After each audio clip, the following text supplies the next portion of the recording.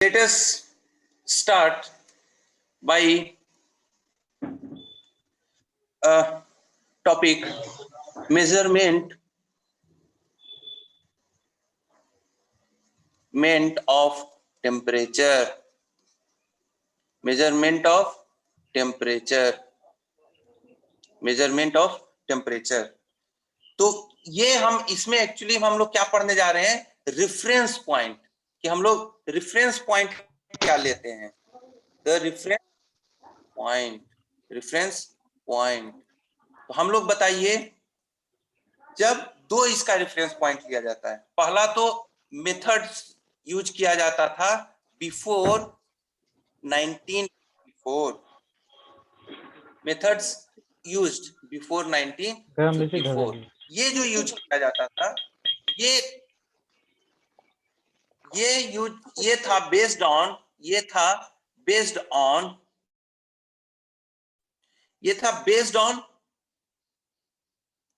To property. क्या था ये property? Based on ice point और दूसरा बताओ क्या होगा? Steam point. वेरी गुड, आप लोग सोच लिए मन ही मन। आइस पॉइंट और स्टीम पॉइंट, मतलब 1954 से पहले टेम्परेचर का मेजर करने के लिए दो रेफरेंस पॉइंट लिया जाता था, आइस पॉइंट और कौन सा? Steam point. आइस पॉइंट और स्टीम पॉइंट। जैसे सपोज एक स्केल हमारा बनाया गया, सपोज हम एक लाइन ड्रॉ करने जा रहे हैं, एक स्केल हमने लिया, एक स्केल, डिफरेंट स्केल जो यूज करने के लिए यूज किया गया था। सपोज ये एक स्केल है, डिफरेंट स्केल सपोज यूज किया गया है। तो ये जो स्केल यूज किया गया था, इसको रखते थे स्टीम पॉइंट और ये रखते थे रेफरेंस में आइस पॉइंट। तो डिफरेंट स्केल दिया गया है। जैसे कि अगर हम नाम लिखना चाहते हैं तो सपोज फ़ारेनहाइट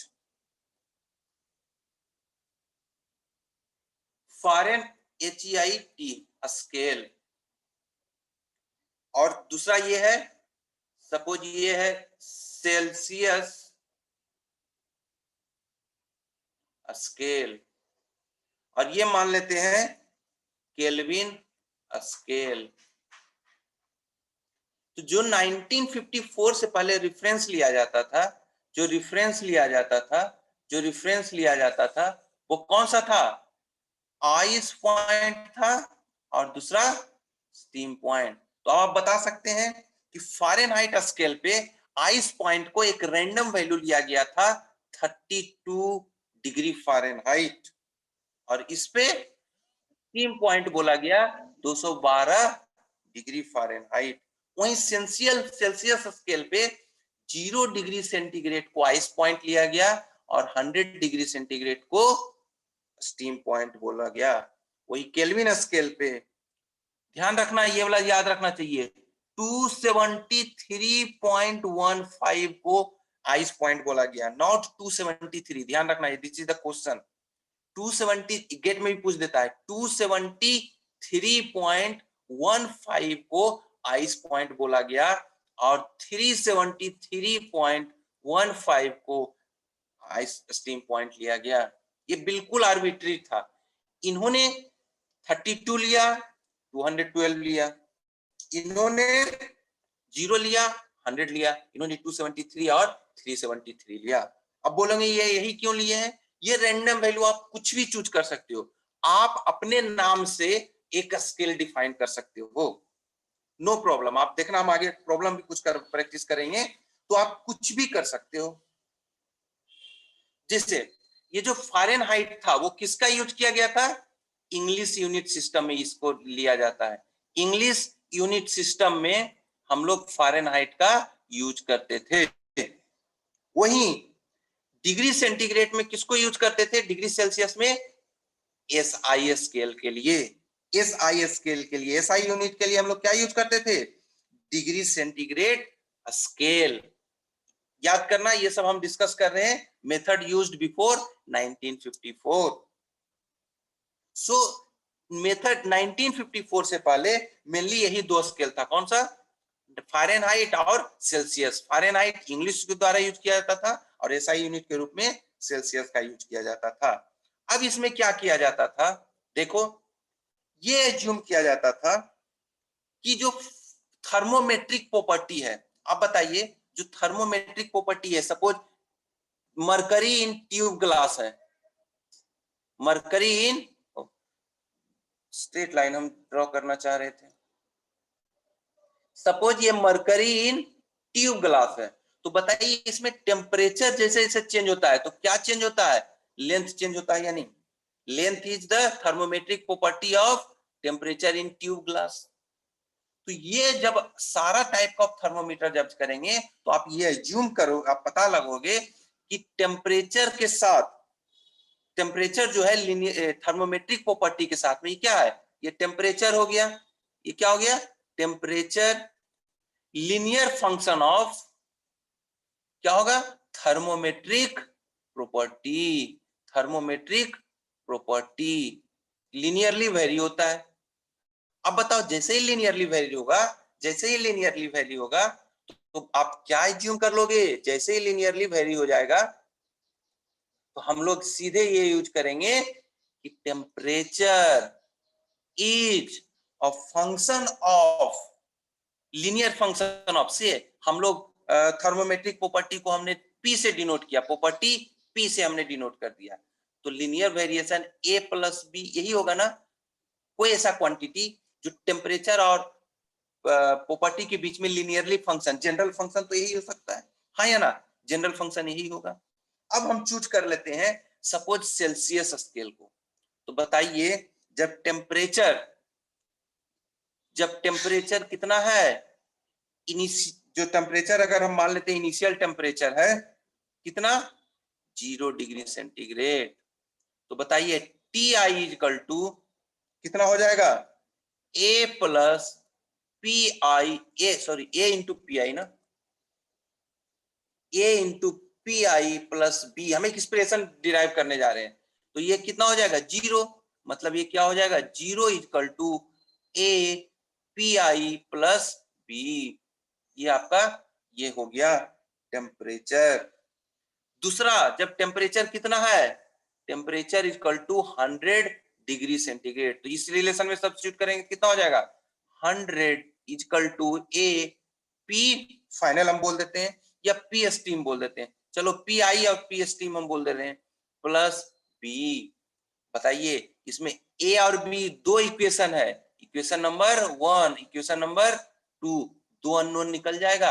अब बताइए देखो क्यों हमें दो रेफरेंस लिया गया था? क्योंकि हमको पता था temperature is linearly varying with thermometric property, और ये इसमें दो को कांस्टेंट अननोन है, देयरफॉर दो हम लोग स्टीम पॉइंट ले लिया और आइस पॉइंट, उससे हमें दोनों का थर्मोमेट्रिक प्रॉपर्टी का कांस्टेंट मिल गया, जो इक्वेशन था उसका कांस्टेंट मिल गया। तो बताओ ए का वैल्यू कितना हो जाएगा? जब आप कैलकुलेट करेंगे, जब इसको इवेल्युएट करेंगे तो आ जाएगा 100 अपॉन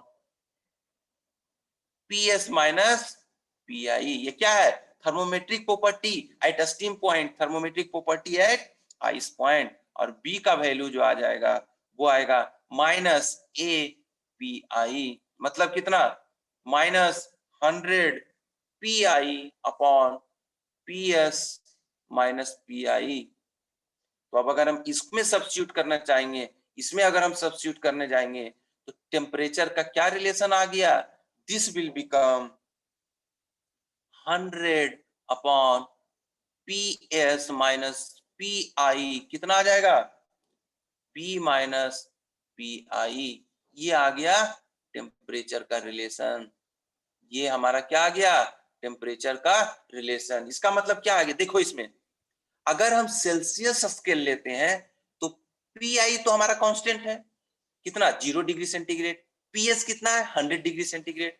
अब अगर आपको कोई पूछा जाए कि सपोज ये हमने एक पर्टिकुलर टेम्परेचर टी लिया जिसका थर्मोमेट्रिक प्रॉपर्टी, जिसका थर्मोमेट्रिक प्रॉपर्टी सपोज पी है, कुछ अगर हम मरकरी इन ग्लास की बात करें तो लेंथ आ गया सपोज 2 सेंटीमीटर। तो जैसे ही हम इसमें P का वैल्यू सब्स्टिट्यूट करेंगे तो हमारा करस्पॉन्डिंग टेम्परेचर निकल जाएगा या नहीं, करस्पॉन्डिंग टेम्परेचर निकल जाएगा कि नहीं। मतलब ये है कि जैसे ही ये थर्मोमेट्रिक प्रॉपर्टी हमें पता है तो हम टेम्परेचर को निकाल सकते हैं, टेम्परेचर को निकाल सकते हैं, टेम्परेचर को निकाल सकते हैं, टेम्परेचर को निकाल सकते हैं। So this was the method used before 1954। अगर आप इसमें कुछ पॉइंट नोट डाउन करना चाहते हैं तो please I am stopping here for 2 minutes, please note it down, please note it down, please note it down. इसमें आप नोट क्या कर सकते हो कि मेथड यूज्ड बिफोर 1954, दो रेफरेंस पॉइंट था, आइस पॉइंट और स्टीम पॉइंट था, आइस पॉइंट और स्टीम पॉइंट। आइस पॉइंट की डायग्राम बना लेना, तीनों स्केल दिखा लेना, और एक डिग्री सेंटीग्रेड के रिस्पेक्ट में आप एक्सप्रेशन डिराइव कर सकते हो। इन अ सिमिलर फैशन आप फारेनहाइट के रिस्पेक्ट में भी, केल्विन स्केल के रिस्पेक्ट में भी निकाल सकते हैं। केल्विन स्केल के हम अभी न्यूमेरिकल भी और आगे करेंगे तो और ज्यादा आपको विजुअलाइज हो जाएगा कि क्या इसका सिग्निफिकेंस है।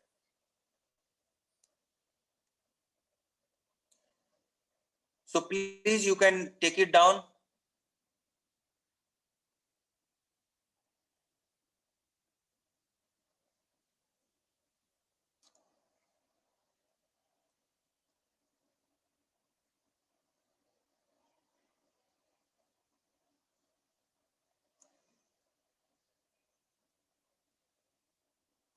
Okay. So should I move ahead? Please confirm. Yes sir. Okay, thank you. So अब हम क्या यूज करने जा रहे हैं, हम आगे से थोड़ा सा और अच्छे से कंजर्वेटिव हम प्रैक्टिस करेंगे तो हमारा हैंड राइटिंग भी सुधर जाएगा। तो प्लीज थोड़ा सा भी इस पे रखो, हम धीरे धीरे हैंड राइटिंग सुधारेंगे। इसमें एक्चुअली यूज टू नहीं है ना, इसीलिए। चलिए अब हम यूज करने जा रहे हैं मेथड्स यूज्ड आफ्टर 1954। इसमें क्या हो जा रहा है कि जैसे पिछला बार एसआई जो हमने यूज कर रखा था उसमें कौन सा था, सेल्सियस स्केल, जो कि रेफरेंस पॉइंट था कौन सा आइस पॉइंट और स्टीम पॉइंट। तो अब जो आ रहा था वो रीफाइन कर दिया गया और सिंगल पॉइंट ऑफ रेफरेंस हो गया है। कौन सा हो गया, single fixed reference point, single fixed reference point use किया गया। और वो कौन सा पॉइंट था, सिंगल रेफरेंस पॉइंट, वो था triple point of water, triple point of water. ये पहले क्या था, स्टीम पॉइंट और आइस पॉइंट, अब क्या हो गया, ट्रिपल पॉइंट ऑफ वाटर का यूज किया गया है। ट्रिपल पॉइंट क्या बोलते हैं, एक ऐसा स्टेट रिप्रेजेंट करता है जिसपे सॉलिड, लिक्विड और वेपर, वाटर का तीनों फेजेज एक साथ इक्विलिब्रियम में एग्जिस्ट करता हो। इसका जो ट्रिपल पॉइंट ऑफ वाटर है, ये वैल्यू याद रखना बहुत इंपॉर्टेंट है। The triple point of water क्या होगा, डिफिनेशन आपको, तीनों जो फेज है वो एग्जिस्ट करता है simultaneously in equilibrium of water. जब आप इसका वैल्यू देखोगे तो 0.01 डिग्री सेंटीग्रेड, ये मत भूलना, 0.01 डिग्री सेंटीग्रेड होता है, 0.01 डिग्री सेंटीग्रेड होता है। और क्या किया गया था, आइस पॉइंट के साथ साथ में इसमें एक और रेफरेंस पॉइंट कौन सा यूज किया गया था, idol gas temperature scale, temperature scale. मतलब क्या हो गया, जो मटेरियल यूज किया गया था वो आइडल गैस की तरह बिहेव करने वाला मटेरियल को यूज किया जाता है 1954 के बाद। तो जैसे ही आइडल गैस का अगर रेफरेंस यूज हम कर रहे हैं, जैसे ही यूज कर रहे हैं तो आइडल गैस इक्वेशन क्या कहता है, PV equal to MRT, PV equal to MRT। अगर जैसे ही हम मान लीजिए एक पर्टिकुलर डिवाइस बना दिए तो उसमें वॉल्यूम क्या हो गया, फिक्स हो गया। जैसे अगर हम मरकरी इन ग्लास लेते हैं तो उसका तो वॉल्यूम फिक्स हो गया है। जैसे ही अगर वॉल्यूम फिक्स हो गया, अगर हम constant volume ideal gas equation लेते, आइडियल कांस्टेंट वॉल्यूम थर्मोमीटर लेते हैं सपोज, तो उस केसेस में क्या हो गया, वॉल्यूम कांस्टेंट हो गया। अगर आइडियल गैस कांस्टेंट प्रेशर हम थर्मोमीटर लेंगे तो प्रेशर कांस्टेंट रखेंगे। तो इसमें हमने वॉल्यूम कांस्टेंट सपोज लिया है, तो बताइए pressure will be directly proportional to temperature, pressure will be directly proportional to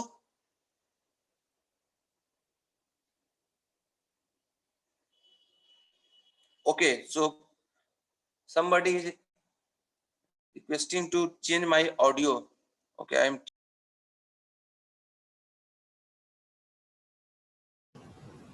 okay, so क्या okay, so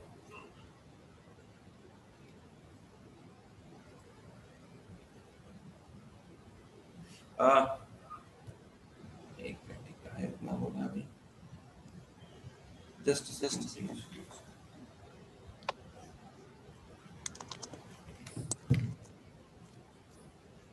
okay, so P is directly proportional to T. कब हो रहा है, जब ऐसा कांस्टेंट वॉल्यूम गैस थर्मोमीटर है, कांस्टेंट डबल साउंड आ रहा है। थर्मोमीटर है। Sir echo producer echo sir Nitish Kumar रेज है। हाँ बोलो क्या इशू है? सर इको आ रहा है सर, डबल साउंड आ रहा है। ओके सॉरी, अब सही है? हेलो हाँ बोलिए सर, अब सही है ना? अब सही है। हाँ ठीक है। वॉल्यूम इज कांस्टेंट है, ideal constant volume ideal gas thermometer, तो pressure will be directly proportional to T. तो अगर हम कांस्टेंट इसको हटाते हैं तो पी विल बिकम केटी। हम जैसे प्रेशर और थर्मो, इसमें हमारा लक्ष्य क्या है, हम एक थर्मोमेट्रिक प्रॉपर्टी, टेम्परेचर और थर्मोमेट्रिक प्रॉपर्टी में रिलेशन हम निकालने जा रहे हैं। तो बताइए P इक्वल टू के टी आ गया, देखो आ गया ना, जैसे ही किए। इसमें बताओ अननोन क्या है, सिर्फ K बचा जो कांस्टेंट है, K है जो कांस्टेंट है, K है जो सिर्फ कांस्टेंट है। तो उस केसेस में हमको सिर्फ एक कांस्टेंट रिमूव करने के लिए जरूरत पड़ेगा, और वो कितना होगा, हमारे पास है ट्रिपल पॉइंट, हमारे पास है ट्रिपल पॉइंट।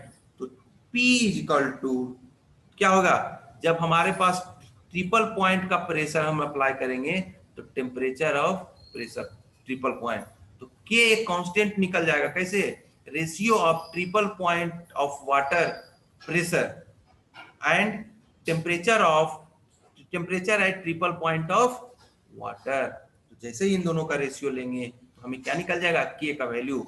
इससे क्या निकल गया, हमारे पास एक निकल गया equation, P equal to PTP upon TTP, TP stands for triple point into T। Therefore हमारा टेम्परेचर क्या निकल गया, टेम्परेचर कितना निकला है, T into TP into P upon PTP। अब बताओ, कोई बता सकता है कि what will be the temperature of triple point, what will be the temperature of triple point, कितना, 0.0 डिग्री सेंटीग्रेड। जब हम अब एनालिसिस करेंगे वो होगा ideal gas equation, ideal gas equation, ideal gas equation. So उस केसेस में, सॉरी क्या हम बोल रहे हैं, ट्रिपल पॉइंट जो होगा वो 0.1 डिग्री सेंटीग्रेड। जब हम इसको लेंगे तो हम लोग इसको केल्विन स्केल में यूज करते हैं, तो इसको या तो अगर हम केल्विन स्केल में यूज करने जाएंगे तो टेम्परेचर कितना हो जाएगा बताओ, 273.15 P अपॉन PTP। क्या सारे लोग इसको एग्री करते हैं या कोई डिसएग्री भी कर रहा है लास्ट एक्सप्रेशन में? क्या हमने कुछ मिस्टेक किया है, क्या कोई आइडेंटिफाई कर सकता है या ओके है? Yes sir. हाँ क्या क्या है बोलो। 16 होगा sir. Very good very good very good, बहुत अच्छा। कौन है?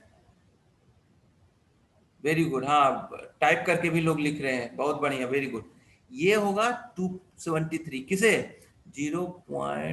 0.01 degree centigrade equal to 273.15 plus 0.01 यानी 273.16 केल्विन।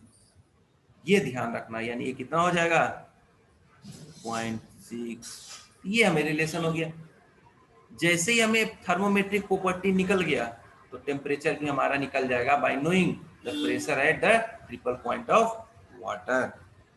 तो इस तरीके से हम लोग 1954 के बाद का स्केल हम यूज करते थे टेम्परेचर मेजरमेंट। तो आप अगर इसको नोट डाउन करना चाहते हैं तो you can note it down.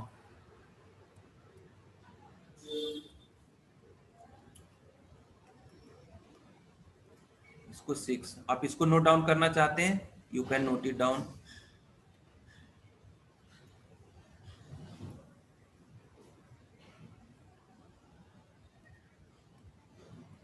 Please for the time being आप नोट डाउन कर दीजिए।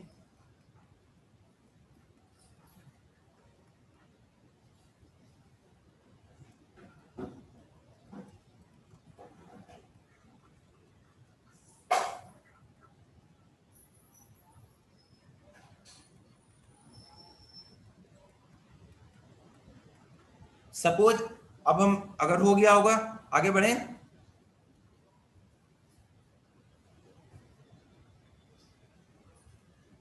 अब हम आते हैं absolute scale of temperature. Absolute scale of temperature ये क्या होता है?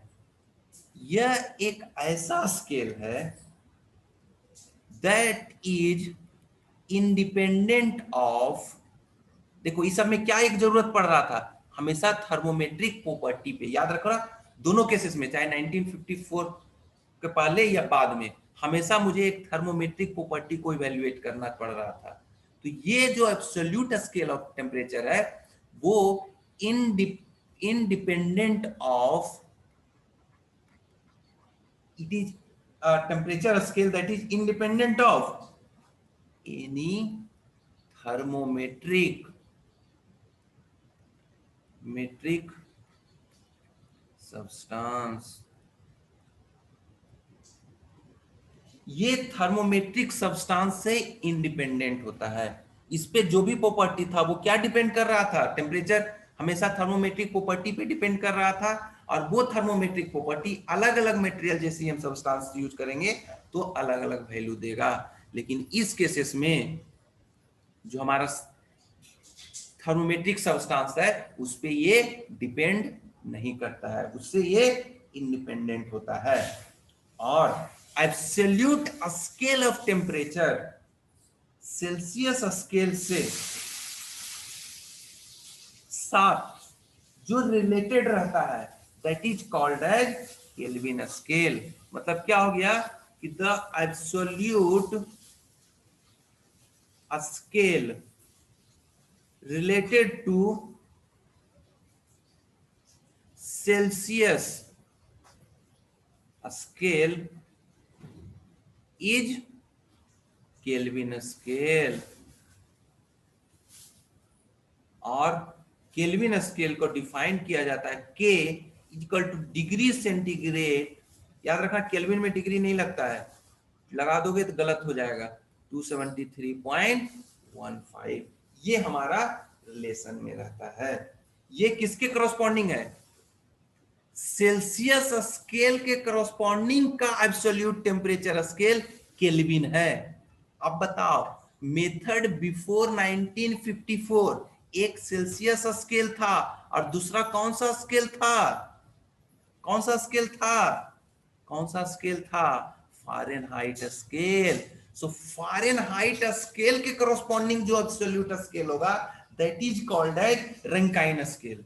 That is called as Rankine scale. So the absolute scale related to किसका? Related to Fahrenheit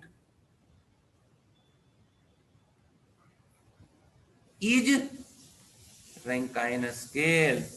Rankine scale, ये ध्यान रखना, रैंकाइन स्केल। और रैंकाइन स्केल और फारेनहाइट में क्या रिलेशन होता है? फारेनहाइट प्लस 459 0.67 67 67 0.67 ये 67 लग रहा है, मिट गया है 0.67। ये आप इतना ये दोनों लिख लीजिए, नोट डाउन कर लीजिए। इसको आप नोट डाउन कर रहे हैं तो हम तब तक ये वाला मिटा दे रहे हैं।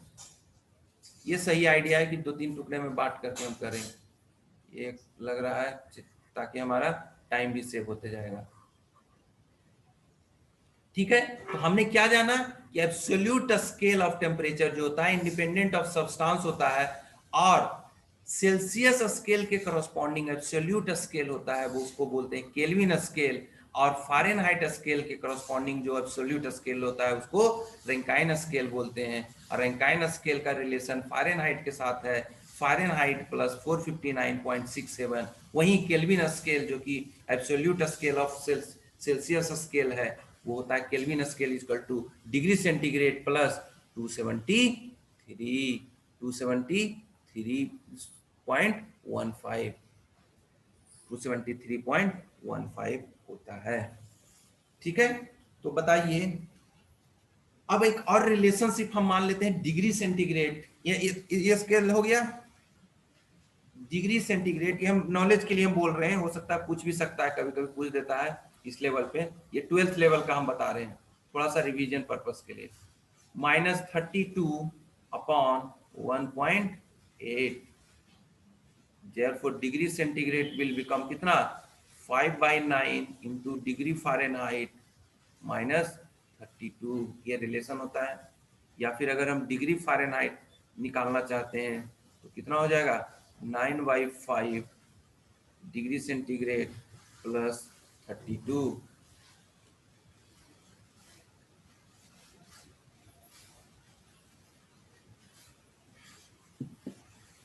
ठीक है, ये आपका रिलेशन याद हो गया, केल्विन का रिलेशन याद हो गया 273.15 प्लस डिग्री सेंटीग्रेड।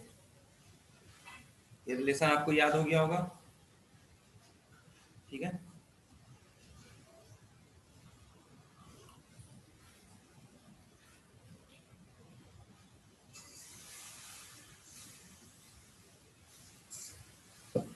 अब जानते हैं what is the definition of kelvin. Definition of kelvin क्या डिफाइन किया गया है? तो 1967 में एक कमिटी है CGPM, जिसको बोलते हैं the general conference on weight and measurement.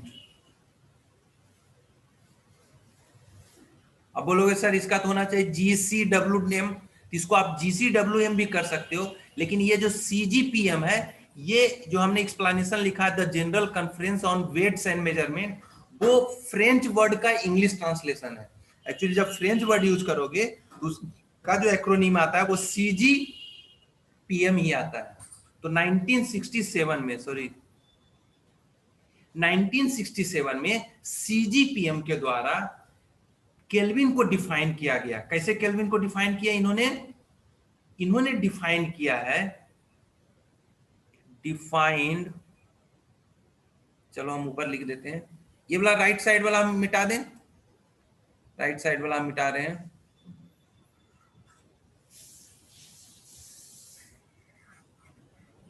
Kelvin को उन्होंने क्या डिफाइन किया गया है? He has defined the Kelvin as the one से, चलो हम लिख देते हैं ताकि आपको कंफ्यूजन ना हो, बोलेंगे तो हम कंफ्यूज हो जाएंगे, उससे रहता है।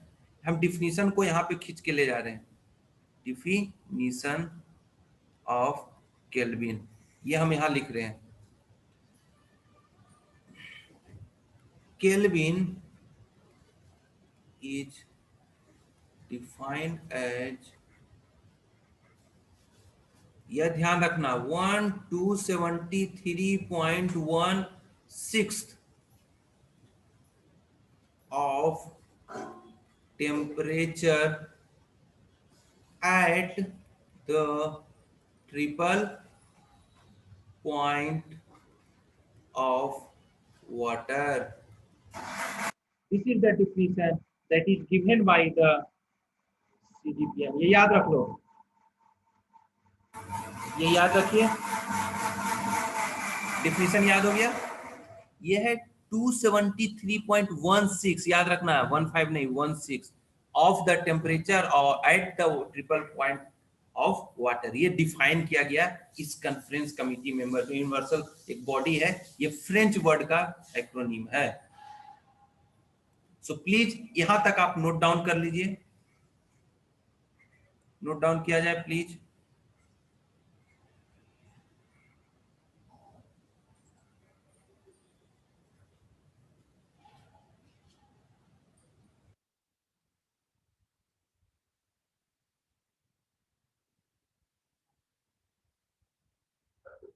बनाना शेक है क्या?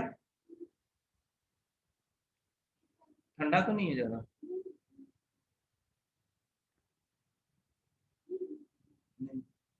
चलो ठीक है, हम लोग इसमें रखते हैं, एक टेबल बनाएंगे। आगे बढ़े, प्लीज कंफर्म समबडी। आज का लास्ट कंसेप्ट हम समराइज करने जा रहे हैं, उसके बाद सीधे न्यूमेरिकल करेंगे। Yes sir. चलिए ठीक है, ये आपने ध्यान रखना, हम इसमें लिखते जा रहे हैं, पैरेलली में आप लोग भी लिखते जा सकते हो। रेफरेंस टेबल बना रहे हैं, थोड़ा लंबा टेबल होगा। रेफरेंस स्टेट, सॉरी पॉइंट हमने लिख दिया है, रेफरेंस स्टेट, उसके बाद सेल्सियस, उसके बाद केल्विन, उसके बाद फ़ारेनहाइट,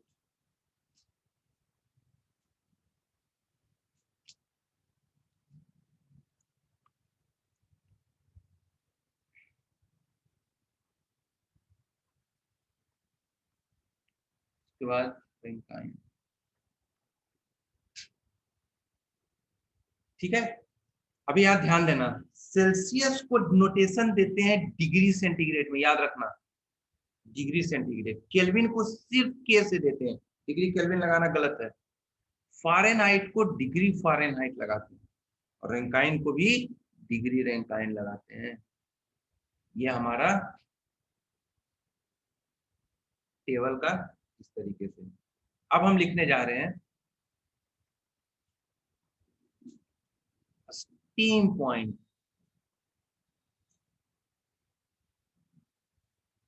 उसके बाद आइस पॉइंट। स्टीम पॉइंट का वैल्यू बताओ, डिग्री सेंटीग्रेड सेल्सियस में कितना होता है? 100, और इसका 0, 373, 273.15 आप लिख लो, इसका 212, इसका 32, इसका होता है 672, और इसका होता है 492। आप लिखते जाओ प्लीज पैरेलल में। एब्सोल्यूट, ये हम जस्ट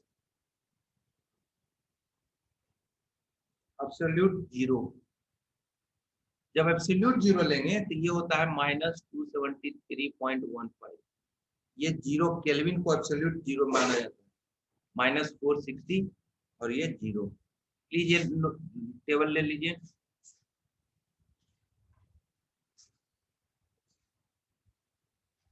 यही टेबल है जो आपको यूज करना है, याद रखना है। और अगर रिलेशनशिप एक हम लिखना चाहते हैं तो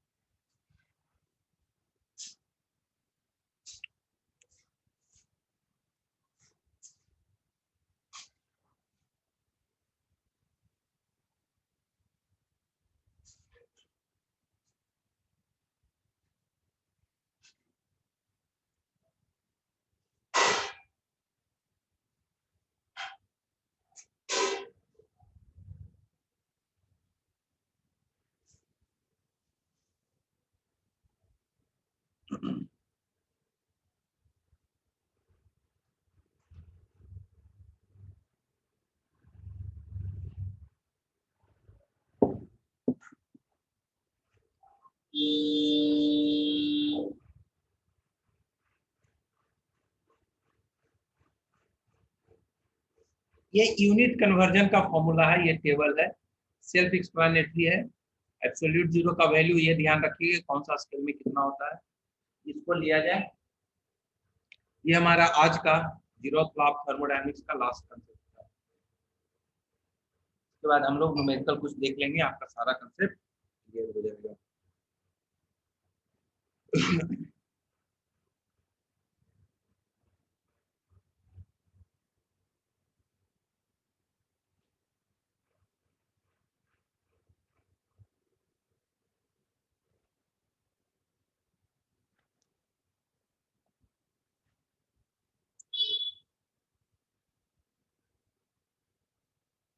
चलिए हम आगे बढ़े, प्लीज कंफर्म।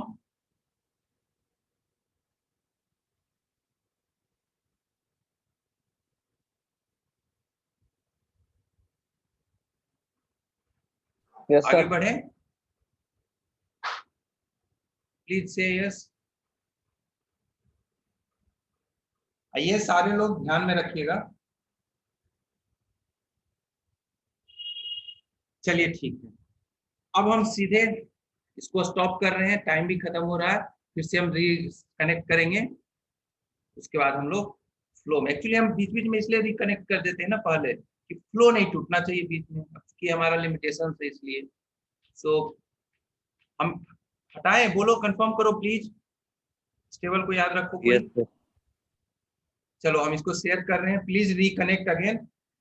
उसके बाद सारा न्यूमेरिकल और ऑब्जेक्टिव सॉल्व कर करके हम आज का लेक्चर को बाइंड अप करेंगे। So please reconnect again.